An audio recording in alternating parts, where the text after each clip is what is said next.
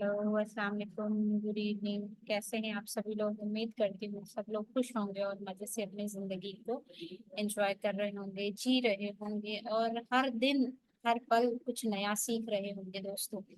जैसा कि दोस्तों हम इस फॉरगिवनेस के सफर में उतरे हैं और उसमें बहुत कुछ सीख रहे हैं कि हीलिंग पाथ जो है वो 4 पिलर्स पे बंधा हुआ है।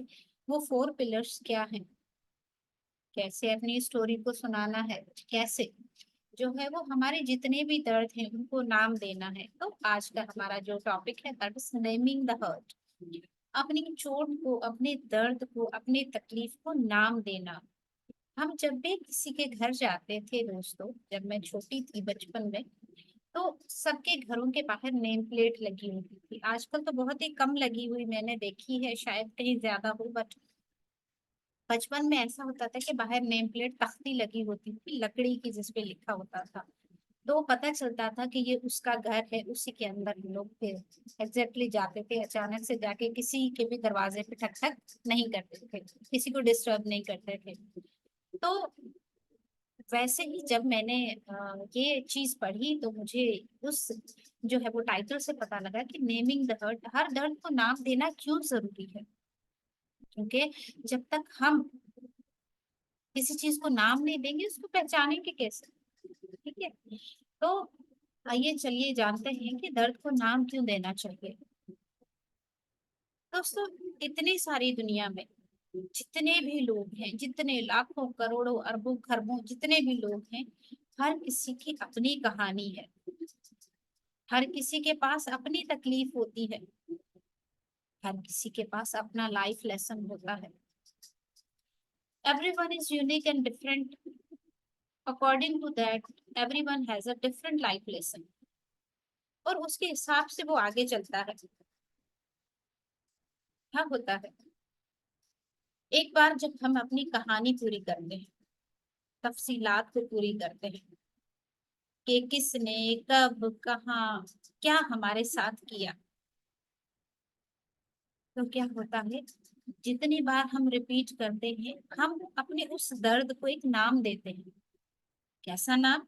जैसे मुझे किसी ने धोखा दिया, मेरा कोई लव्ड वन चला गया, मुझे गुस्सा है, मुझे नाराजगी है, मुझे दर्द है, वट एवर जो भी है आप उसको नाम देते हैं। ये क्या होता है एक्चुअली में, हम अपने जज्बात को नाम दे रहे होते हैं, गुस्से का, नाराजगी का, नफरत का, हर चीज का एक नाम दे रहे होते हैं। नाम देने से क्या होता है, हमें पता चलता है कि हमारे साथ जो हुआ उसका हमारे ऊपर असर क्या हुआ है। उसके बदले में मुझे गुस्सा आ रहा है, उसके असर में मुझे नफरत हो रही है, उसके असर में कोई रिबेलियस हो जाता है, उसके असर में कोई कैसा हो जाता है, कोई कैसा हो जाता है। ये है बयां करना। जब हम किसी को नाम देते हैं तो बयां करते हैं कि जो मेरा नुकसान हुआ है, इन रिजल्ट मेरे साथ क्या हो रहा है। जब हम हमने जो पीछे पढ़ा कि टेलिंग द स्टोरी, जब हम किसी को अपनी कहानी बताते हैं उसके बाद हम दर्द को नाम देते हैं, और नाम देने के बाद हमारे जज्बात सामने आ जाते हैं। मुझे उससे नफरत है, हम रियली में फिर नफरत करने लग जाते हैं। अगर हम गुस्से का नाम देते हैं, हमारे भाव, हमारे इमोशन बिल्कुल वैसे गुस्से वाले बन जाते हैं। क्या होता है, जितने लोग डिफरेंट है उनका तरीका भी डिफरेंट है। दर्द देने का, जो दर्द मिलता है उसको लेकर बदला लेने का, अपने अंदर जितना आपने दर्द रखा है उसकी सहन शक्ति हर किसी की डिफरेंट होती है। जैसे घर में मिर्चें डाली हुई कोई भी चीज आप खाएं, किसी को ज्यादा लगेगी, किसी को नॉर्मल लगे, किसी को लगेंगी भी नहीं। तो हर किसी का टेस्ट अपना डिफरेंट होता है। ठीक वैसे ही हर किसी का पैमाना डिफरेंट होता है कि कौन कितना बर्दाश्त करता है, कैसे रिएक्ट करता है, किन किन तरीकों से करता है, वो डिफरेंट होता है। और क्या होता है, कैसे पता चलता है कि हम हील्ड हो रहे हैं? जैसे जैसे हम चीजों को बताना शुरू करते हैं, चाहे वो मिरर वर्क हो, चाहे राइटिंग द लेटर हो, या अपने आप से बातें करना हो, या अपने किसी लव्ड वन को सुनाना। क्या होता है, जैसे जैसे हम ठीक होना शुरू करते हैं, हमारा जो ताल्लुक होता है उस गम के साथ, उस दर्द के साथ धीरे धीरे कम होना शुरू हो जाता है। जैसे हमारा कोई लव्ड वन चला जाता है, जिस दिन उनकी डेथ होती है उस दिन दर्द कुछ और नौयत का होता है, दूसरे दिन कुछ और, तीसरे दिन कुछ और, चौथे दिन कुछ और, एक हफ्ते बाद कुछ और, एक महीने बाद कुछ और, एक साल बाद कुछ और, 10 सालों बाद कुछ और। वो नौयत कम होती चली जाती है। कहते हैं ना, वक्त बहुत बड़ा मरहम है। तो उसके पीछे ये लॉजिक है कि फिर वो गैप जैसे जैसे बढ़ता जाता है, वो दर्द की नौयत, वो शिद्दत कम होने लगती है। जैसे जैसे हम बांटने का इंतखाब करते हैं, किसी को सुनाने का इंतखाब करते हैं, तो हीलिंग होना शुरू हो जाती है। अगर हम बांटते नहीं, दर्द को दबा लेते हैं, तो डिफरेंट सिचुएशन बन जाती है।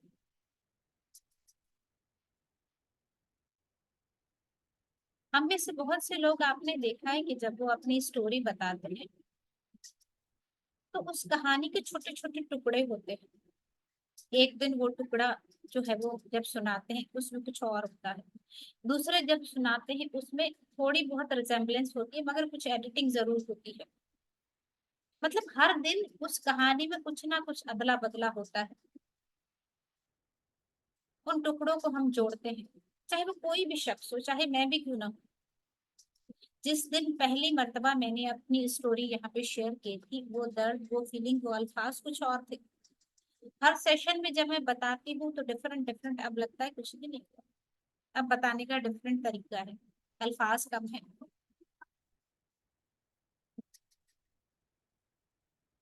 मैंने बहुत सारे लोगों को देखा है, पहले तो पता नहीं होता था, अब जब से स्पिरिचुअलिटी से जुड़े हैं देखते रहते हैं कि कुछ लोग ऐसे होते हैं जो बार बार अपनी कहानी को दोहराते हैं। मेरे साथ ऐसा हुआ, मेरे साथ वो हुआ, मेरे साथ ये हुआ, मुझे ये हो रहा है, वो हो रहा है, उसने ऐसा किया। मतलब कहने का ये कि वो उस दर्द में इतने फंसे होते हैं कि उनके सिवा उनको कुछ बोलना नहीं आता। जैसे मेरी अपनी एक फैमिली मेंबर है, रिपीटेडली वो अपने दर्द की बात करती रहती है, रिपीटेडली एक ही बात को डिफरेंट तरीकों से बताती है, वो डिफरेंट अल्फाज में बताती है, क्योंकि वो अभी तक उसी सदमे में फंसी हुई है जो उनके साथ हुआ, जिसमें वो अभी तक अटकी हुई है और हील नहीं हुई। क्योंकि उनके अल्फाज ही खुद को पागल कर रहे होते हैं, वो उसी दर्द में फंसी हुई है, निकल नहीं पा रही, आगे नहीं बढ़ पा रही, हील नहीं कर रही है खुद को। तो उसके अंदर इतना कुछ भरा हुआ है कि वो रिपीटेडली बोलती भी वही है।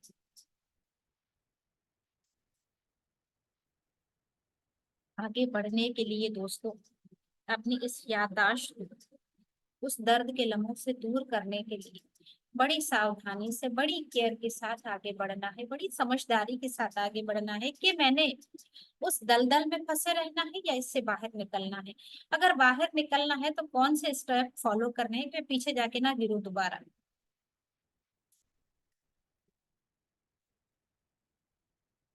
दोस्तों, जैसे कि हमने साइकिल जो डिस्क्राइब किए थे, एक रिवेंज साइकिल था, एक फॉरगिवनेस साइकिल था, तो इन दोनों की शुरुआत हमेशा दर्द से होती है। जो तोड़ता भी है, जो जोड़ता भी है, तो दर्द मामूली कैसे हो सकता है। दर्द नया वर्जन लाता है आपका, या दर्द आपको आपका बुरा वर्जन में कन्वर्ट करता है, या दर्द आपको आपके अच्छे वर्जन में कन्वर्ट करता है। चॉइस आपकी है। तो वाहिद एक जरिया दर्द है, सुधर जाओ या बिगड़ जाओ, वाहिद जरिया दर्द है। बिना दर्द के कभी कोई बिगड़ता नहीं, बिना दर्द के कभी कोई मुझ जैसा सुधरता नहीं।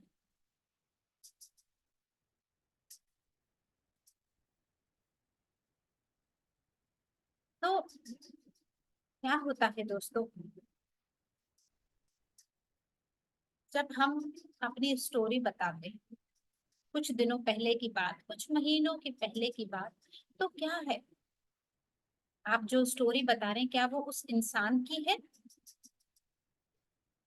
या आप अपने दर्द की, अपने एहसासात को बयां कर रहे होते हैं? होता क्या है, चैट बॉक्स में डालिए।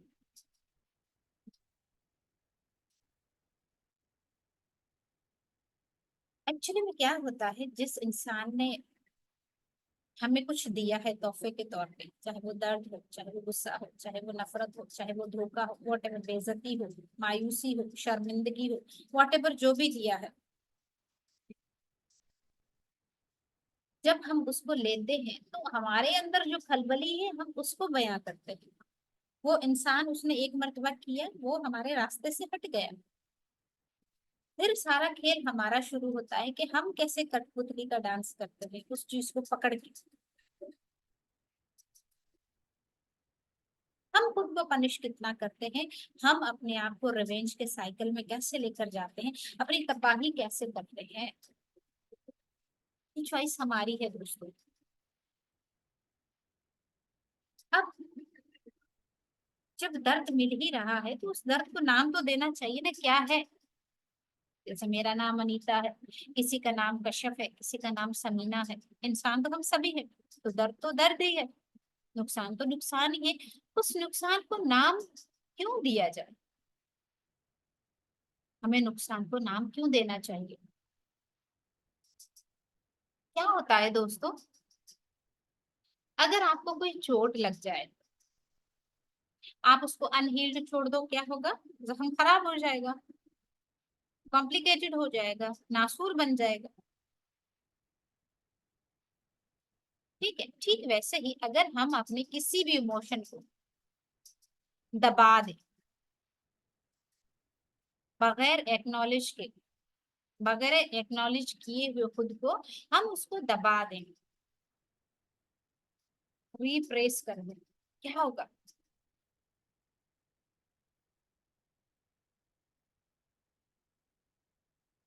चोट तो चोट है, दर्द तो दर्द है, इमोशन तो इमोशन है, वो कब दबता है? इमोशन, एनर्जी इन मोशन, वो कब दबता है? वो तो मोशन में रुक ही नहीं सकता, जितना दबाओगे उतना प्रेशर से बाहर निकलेगा, उतनी शिद्दत के साथ महसूस होगा और ज्यादा तकलीफ देगा।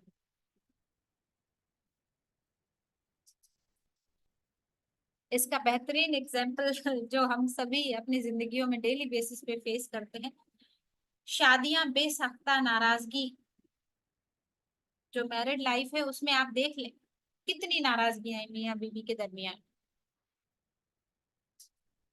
गैर तस्लीम शुदा तकलीफों के बोझ तले दबे जा रहे हैं लोग, दबे जा रहे हैं, दबे जा रहे हैं। क्योंकि ये कानून है कि जिस चीज को आप जितना नजरअंदाज करोगे, जितना इग्नोर करोगे, वो उतनी शिद्दत से बढ़ेगी, और इतना बढ़ेगी, इतना बढ़ेगी, आखिरकार वो फटेगी। जब फटेगी तो बड़ा गंद होता है। और फिर क्या होता है दोस्तों, जब इंसान कोई बर्दाश्त कर रहा है, कर रहा है, कर रहा है, कर रहा है, ठीक है, बिना सोचे समझे बर्दाश्त किए जा रहा है, इसका मतलब है वो कलेक्ट कर रहा है। और जब आप किसी में चीजें कलेक्ट करते, जब फाइनली तो एक दिन भरेगा ना, जब भरेगा तो ओवरफ्लो होगा। या बलून में एक जितनी उसमें स्पेस है, आप हवा भर रहे हो, भर रहे हो, भर रहे हो, उतनी देर तक वो करेगा बर्दाश्त, जब आउट ऑफ कंट्रोल हो गया आपका प्रेशर, वो फट जाएगा। और जब फटता है तो क्या होता है, उसका असर हमारे जिस्म पे, जहनियत पे, रूह पे, हर जगह होता है। हमारे रिश्तों में उसका बड़ा गहरा असर पड़ता है, डिस्टर्ब होते हैं, हमारी फिजिकल बॉडी डिस्टर्ब होती है, हमारे इमोशंस, हमारे हार्मोन्स, हर चीज डिस्टर्ब होती है। और फिर क्या कहते हैं कि जब ऐसा कुछ होता है तो हम क्या करते हैं, हम बदला लेने का भाव जो है वो अपने अंदर क्रिएट करते हैं। और ये जो इंतकामी कार्रवाई, यकीन माने, ये हमेशा तबाही लाती है, और फिर इन रिटर्न हम बीमार होते हैं।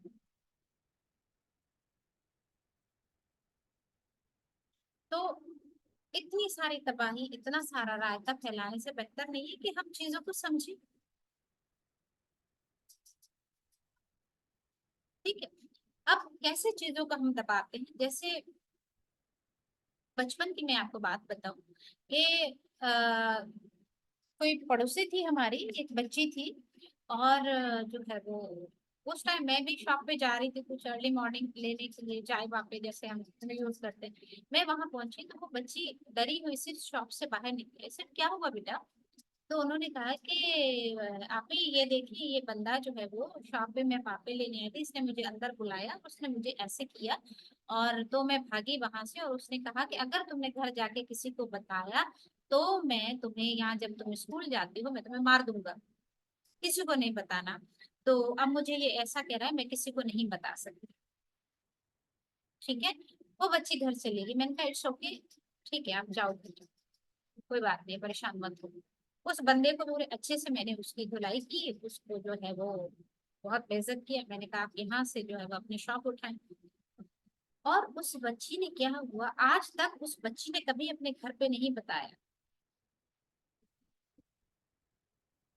कि अगर वो बच्ची घर में बताती तो क्या होता।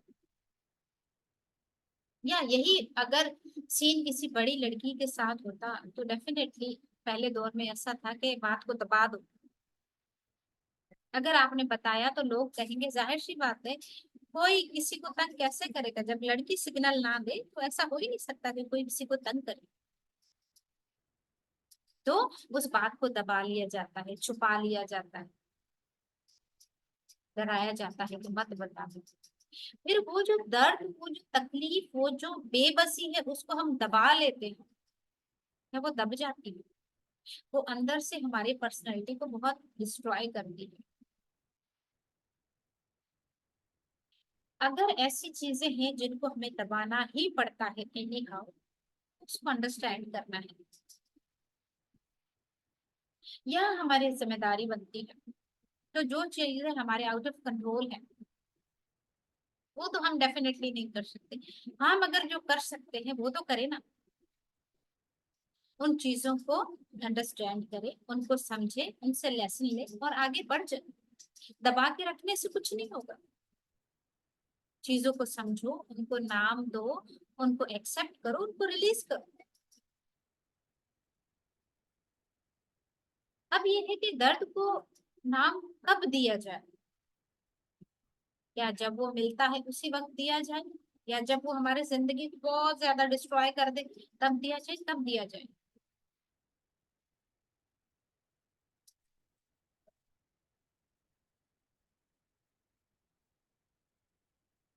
मुझे कैसे पता चले कि जो मुझे दर्द है उसके बारे में कोई मुझसे पूछे तो मैं ऐसे कहूँ?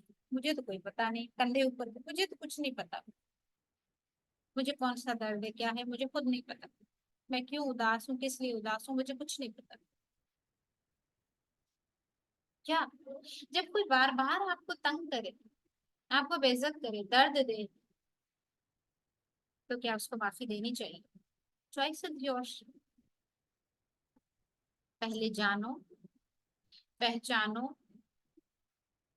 कि क्या हुआ है, उसको सुनाओ, चाहे वो लेटर के जरिए, चाहे वो मिरर वर्क में, चाहे जो भी है। जो आपको नुकसान हुआ है, जो आपके साथ हुआ है, उसको नाम दो, एक्सेप्ट करो, एंड फॉरगिवनेस। और कैसे कवानीन है माफी के लिए? सख्त होने चाहिए या नरम होने चाहिए? क्या हम किसी के नुकसान को, किसी के चोट को कैटेगराइज कर सकते हैं?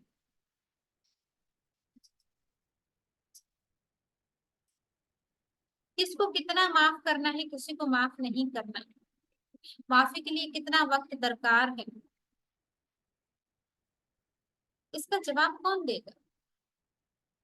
तो दोस्तों, इसका जवाब देना बहुत मुश्किल है, क्योंकि हर एक, मैंने कहा कि everyone is unique and different. हर किसी का टेस्ट डिफरेंट है, हर किसी का लेवल डिफरेंट है, हर किसी के दर्द की गहराई डिफरेंट है, हर कोई अलग अलग हालात से गुजरा है। ये हालात पे मुनहसर है, चोट की गहराई पे मुनहसर है कि वो आपको कितनी लगी है। मगर सबसे अहम बात जो सब में कॉमन है वो है नुकसान हुआ है, दर्द मिला है, बस मिला है। कितना मिला है, किसी को कम मिला है, किसी को ज्यादा है, इससे हमें कोई फर्क नहीं पड़ता, दर्द तो दर्द है।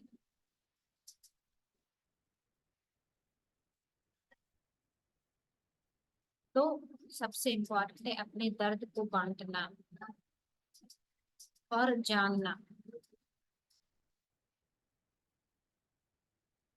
दूसरे लोग हमारे लिए क्या ओपिनियन देते हैं, अनीता कैसी है, सारा दिन फोन से चिपकी रहती है, सारा दिन किताबों में घुसी रहती है, किसी को टाइम नहीं देती, बड़ी मगरूर है, क्या है, वॉट एवर जो भी ओपिनियन लोग हमारे बारे में देते हैं वो उनके ओपिनियन है। आप खुद के बारे में क्या ओपिनियन देते हैं, दैट मैटर्स मोस्ट। हमें दूसरों के नेगेटिव फैसलों को कबूल नहीं करना। यहाँ अपने दिल से पूछिए वो आपके लिए क्या कहता है।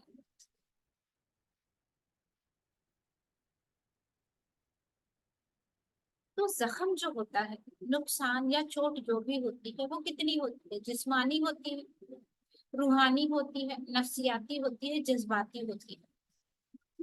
चोट इन लेवल्स पे लगती है।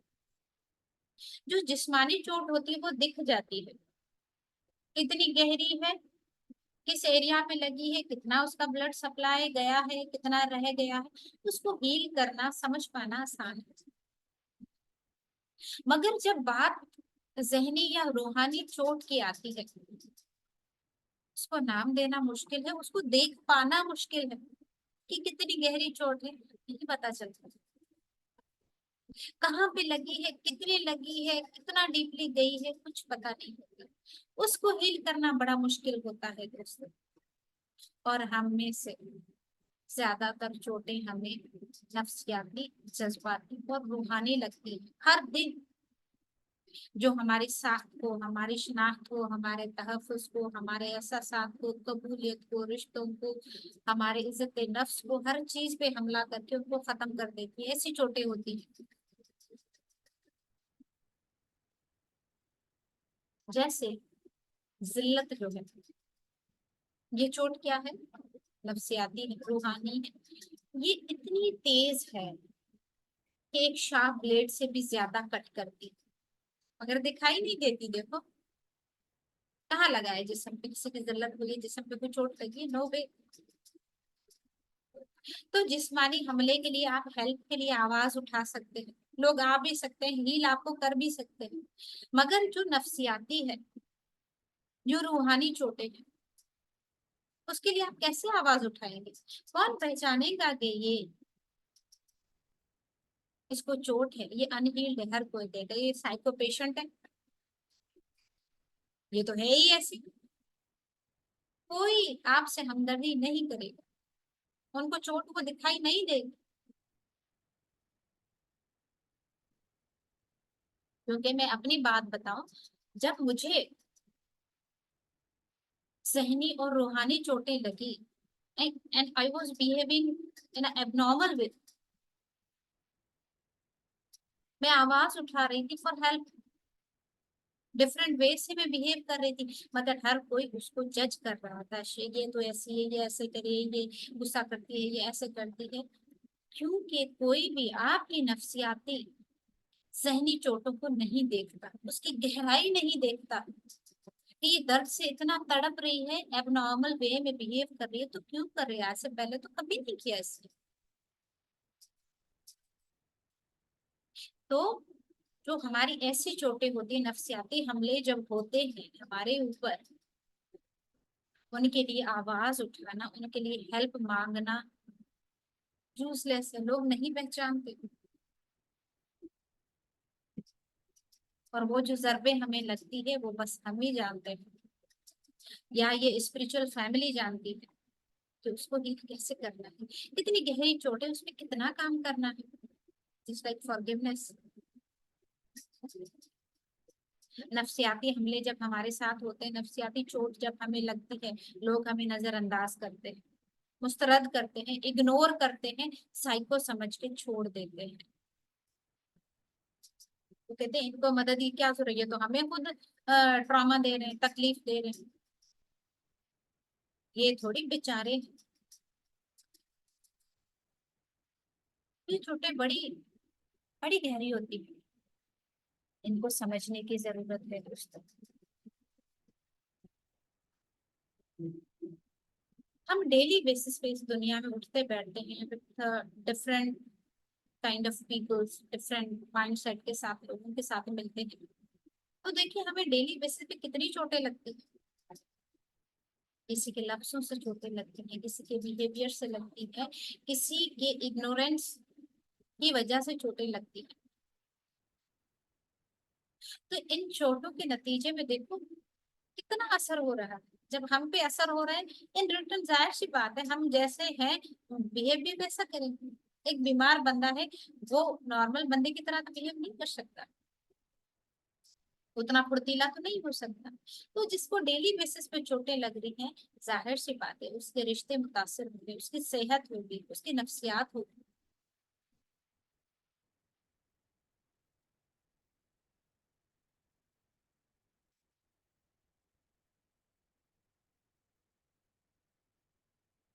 आपको पता है कि चोट चोट है, जैसा कि हमने पहले कहा, जिस्मानी चोट हो या नफ्सियाती चोट हो, ये जो हमारा माइंड है, लोग इसको डिफरेंट समझते हैं, मगर हमारा जो माइंड है वो हमारी फिजिकल चोट को, हमारे जहनी चोट को एक ही तरीके से प्रोसेस करता है कि दर्द दर्द है।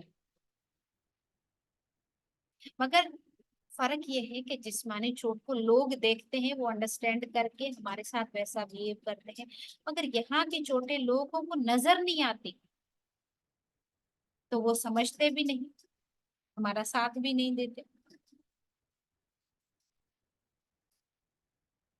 जैसे पत्थर, लाठी हमारी हड्डियां तोड़ सकते हैं, फिर भी तकलीफ होगी। मगर दोस्तों आपको पता है कि अल्फाज भी हमें तोड़ते हैं। जैसे हड्डियां टूटती हैं किसी की लाठी लगने से, गिरने से या कुछ भी करने से, वैसे अल्फाज भी हमें तोड़ते हैं। दर्द उतना ही होता है, मगर फर्क सिर्फ इतना है वो चीजें दिखती हैं कि हड्डी टूट गई है। जैसे मेरे बेटे की हड्डी टूटी थी, इट वाज फिजिकल, मैंने देखा था, उसको हील करवा लिया हमने। अगर वही चोट यहाँ पे लगती है, दिल पे लगती है, वो किसी को नजर भी नहीं आती। आंखें बयां करती हैं मगर कोई पढ़ नहीं पाता, वो दिखती नहीं, लोग अंडरस्टैंड नहीं करते। दोनों तकलीफों में हमारा रद्द अमल होता है, रिएक्शन होता है। हम रोते हैं, चोट लगती है, बेहोश हो जाते हैं और पता नहीं क्या कुछ होता है। यहाँ पे भी जब चोट लगती है, दिल पे चोट लगती है, हम रोते हैं, अंदर ही अंदर में हमारा बहुत बुरा हाल होता है, मगर लोगों को दिखता नहीं।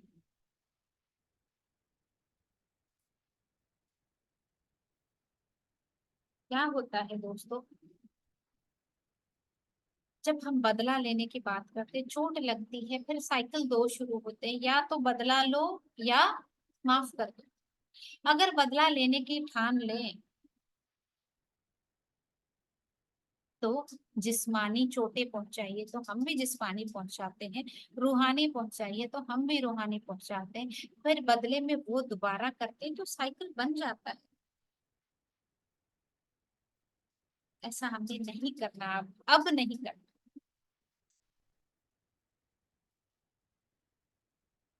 जैसा कि मैंने पहले भी कहा था कि अपने दर्द को एक्नॉलेज करो। जो लोग अपने दर्द दबा लेते हैं, आप कोई गंदगी है उस पे मट्टी डाल दो तो क्या होगा, क्या बदबू नहीं आएगी? हम्म। एक गहरा कट लग गया, खून बह गया है, आप हाथ रख दो, क्या वो खून बंद हो जाएगा? बहुत गहरी चोट है, नहीं होगा ना जब तक आप स्टिच ना दिलवाओ। ठीक वैसे ही जब दर्द गहरा होता है उसको दबाने से कुछ नहीं होता। जो लोग दबाते हैं, कह नहीं पाते, फिर वो क्या करते हैं, नशा करते हैं ताकि वो दर्द उनको भूल जाए, आइसोलेशन में चले जाते हैं, सोशल गैदरिंग नहीं करते। बुरी आदतों में पड़ जाते हैं, उसी हालात को बार बार सोचते हैं कि मेरे साथ ऐसा क्यों हुआ, काश मैं उस टाइम पे ये कर पाती तो ऐसे हालात आज ना होते। वो उसी दर्द साइकिल में चलता रहता है।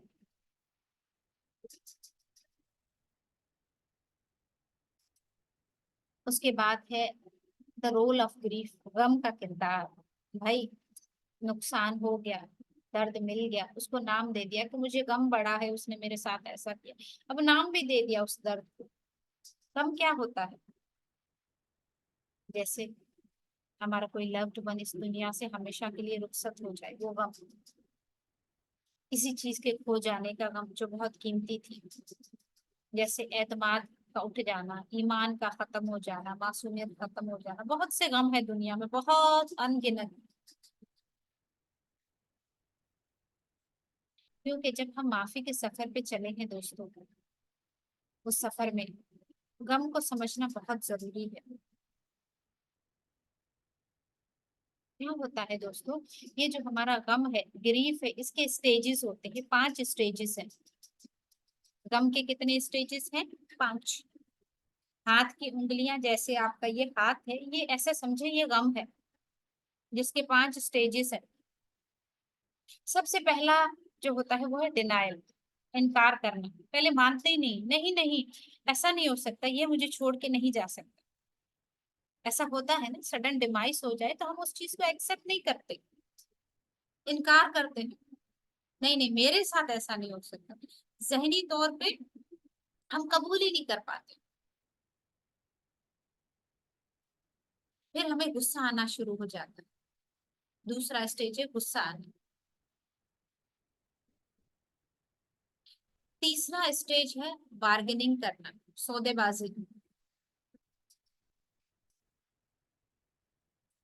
चौथा स्टेज है डिप्रेशन में जाना, डूब जाना उसी दर्द में। और फिर एक लम्हा आता है, कुछ लोग तो उसी में डूबे चले जाते हैं पूरी जिंदगी, मगर कुछ लोग निकल आते हैं बाहर और कबूल कर लेते हैं, फिर आगे मूव ऑन हो जाते हैं। तो इस गम का कोई सही तरीका नहीं है कि कौन से स्टेजेस है, ये एक रैंडमली बताए गए हैं स्टेजेस, मगर इनमें से कोई भी आगे पीछे हो सकता है। किसी को पहले बार्गेनिंग करते हैं लोग, फिर गुस्सा आता है, फिर डिनाइल में जाते हैं, डिप्रेशन में जाते हैं। हर किसी को डिफरेंट होते हैं।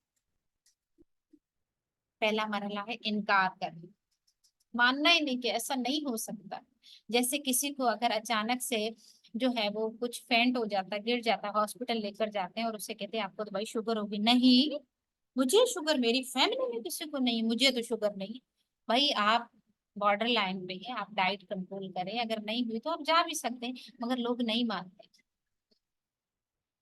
डिनायल हो जाते हैं, मुझे ऐसा नहीं, मुझे नहीं हो सकता।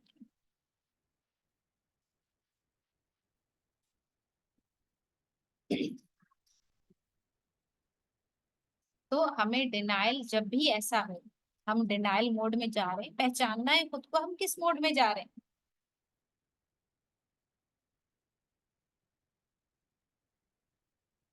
क्योंकि जितना जितना अगर डिनाइल मोड किसी में है तो आप समझ जाएं कि ये बंदा या ये बंदी अब जो है वो ग्रीफ के फेसेस में जा रहा है, स्टेजेस में जा रहा है। इसके बाद क्या होना है, इसके बाद क्या होना है। अगर वो आगे नहीं बढ़ पा रहा, इट मीन्स तबाही है। कई सालों से वो डिनाइल फेज में, इसका मतलब वो ज्यादा ज्यादा नुकसान में जा रहा है। जैसे कोई शराबी है, मैंने एक मेरे अपने ही फैमिली मेंबर थे, जिनसे मैंने पूछा कि आप ड्रिंक क्यों करते हैं, जब आपको डॉक्टर ने मना किया है और आप पढ़े लिखे हैं, आपको पता है कि ये चीज जो है वो it's not beneficial for our health, जिस क्वांटिटी में आप लेते हैं। ही सेड कि मेरे पास इतना दर्द है कि अगर मैं यूज ना करूं तो मैं वो सोचूं तो मेरा जहन फट जाए, मेरा दिल फट जाए। क्योंकि उनकी लाइफ में जो भी हुआ वो डिनाइल फेज में थे, वो उसको एक्सेप्ट नहीं कर पा रहे थे। पूरी जिंदगी उनकी गुजर गई, उनकी डेथ हो गई, उन्होंने कभी कबूल नहीं किया कि मेरे साथ जो हुआ है उससे मूव ऑन कैसे होना है, वो वही स्टक थे। डिनाइल फेज में, एंगर फेज में, बस उसी में पड़े रहे, आगे नहीं बढ़े।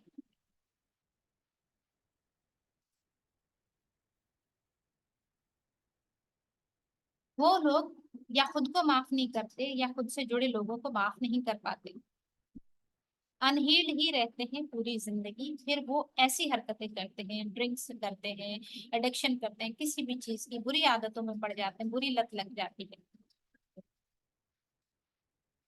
जैसे किसी लव्ड वन का धोखा दे जाना, किसी का खो जाना, आपको जिल्लत रुसवाई मिलना जमाने में, चूंकि भरपाई करना बहुत मुश्किल है। फिर होता है एंगर, जब हमें दर्द होता है हम गुस्से में आ जाते हैं। फिर वो कभी कभी गुस्सा खुद पे होता है, खुद से जुड़े लोगों पे होता है, कभी कभी खुदा पे भी आ जाता है। पर्सनल एक्सपीरियंस बता रही हूँ कि मेरे ही साथ ऐसा क्यों, क्या मेरे कर्मा इतने बुरे हैं क्या। तो दोस्तों, ये स्टेजेस होते हैं। फिर बार्गेनिंग होती है। बार्गेनिंग क्या है? वो बैठ के बंदा जब डिनायल फेस में होता है खुद ही सोचता रहता है, काश ये बात मैं कह पाती उस टाइम, उसको मुंह तोड़ जवाब देती तो ऐसा ना होता। काश मैं उस लम्हे में जाके दोबारा उस बात को ठीक कर पाती तो आज हालात ऐसे ना होते। अगर मैंने ऐसा ना किया होता तो वैसा ना होता। ये अगर मगर काश वाश ये अल्फाज जो सारे हैं ये बार्गेनिंग में आते हैं। मगर दोस्तों, एक बात याद रखिएगा, जो हो चुका है उसकी कोई सौदेबाजी नहीं है। जो हुआ है रियल में हुआ है और होके खत्म हो चुका है। अब उसको कोई भी रिप्लेस नहीं कर सकता। बैठ के सोचने से कोई फायदा नहीं है। अब जो तकलीफ मिली है उससे ही शफा याबी का रास्ता निकाले, अपने आप को हील करें। और जैसे कि हम पीछे डिस्कस करके आए हैं कि फॉरगिवनेस दो टाइप्स की होती है, एक कंडीशनल होती है, एक अनकंडीशनल होती है। जो कंडीशनल होती है वो कभी भी आपको हील नहीं करती, मगर अनकंडीशनल फॉरगिवनेस हमेशा आपको हील करती है। फिर आता है चौथा स्टेज, डिप्रेशन। डिप्रेशन में लोग कैसे जाते हैं, इन तीन स्टेजेस के बाद चौथे में, अगर ये इंसान मेरी जिंदगी से चला गया मैं कैसे जीऊंगी, मैं तो मर जाऊंगी। अगर इसने मेरा साथ छोड़ दिया मैं कभी खुश नहीं रह पाऊंगी।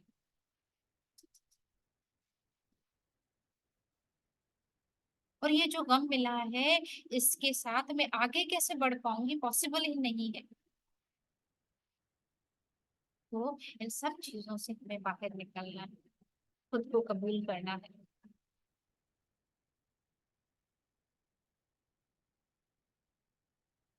कबूल करना है कि वाकई ही मेरे साथ जो हुआ बहुत तकलीफदा था, मगर अब टाइम ये है कि मैंने बदलना। हर दर्द, हर जज्बे, अपनी हर वीकनेस को, अपने डार्क एरिया को कबूल करो। जब आप कबूल करोगे, उनको नाम दोगे, तभी उन पे काम कर पाओगे। जैसे मैंने सबसे पहले कबूल किया कि यस, मेरे साथ गलत हुआ, मैंने लोगों के साथ गलत किया और ये बड़ा डिफिकल्ट फेज है। फिर अपने दर्द को नाम दिया, उस नाम के साथ मैंने उस पर काम किया कि सेल्फ लव की कमी क्या होती है, कैसे उसको पूरा किया जाता है, उसके साइड इफेक्ट क्या है, अगर हमारे सब पास सेल्फ लव ना हो तो हम लोगों को कैसे डिस्ट्रॉय करते हैं। मैंने सब सब पे काम किया। तो दोस्तों, कुदरत ने हमें बनाया ही एक दूसरे के साथ जुड़ने के लिए है। हमारी बका मुश्तरका इंसानियत में है, हम कट के नहीं रह सकते। ताल्लुकात को बहाल करना ही हमारा मकसद है। और ये ताल्लुकात का जाल जो है ना बड़ा नाजुक होता है दोस्तों, टूटता है जैसे मकड़ी, आपने देखी है। मैं आपको बात बता दूं, कल परसों की मेरे घर में एक मकड़ी का जाला था, मैंने उसको हटाया, 2 दिन बाद देखा फिर बनाया, फिर उसको हटाया, तीसरे दिन आज फिर बना वो। तो हमारे रिश्तों का जाल भी ऐसे ही एक दिन टूटता है, दूसरे दिन हमने दोबारा बनाना है। मकड़ी बन जाइए। क्या दोस्तों? तो राब्ते बहाल करने हैं, खुद को बहाल करना है, दर्द को मुस्तरद नहीं करना, क्योंकि ये तबाही का रास्ता लेकर आता है, रिवेंज की साइकिल में ले जाता है। दर्द को रोकने का एक ही तरीका है, उसे कबूल करो दिल से। दिल से कबूल कैसे किया जाएगा? जब आप उसको नाम दोगे। नाम देने से क्या होगा, आप उसको महसूस करोगे, फील करोगे, और फील करने से ही फॉरगिवनेस आती है। पहले दर्द को कबूल करो, कबूल करने के बाद उसको नाम दो, नाम देने के बाद उसको महसूस करो, महसूस करने के बाद उसको माफ करो। अपने जज्बात को गले लगाओ, खुद को गले लगाओ, खुद को माफ करो और खुद से जुड़े लोगों को माफ करो दोस्तों। तो चलिए हम छोटी सी एक मेडिटेशन करते हैं। सभी लोग आंखें बंद कर लीजिए।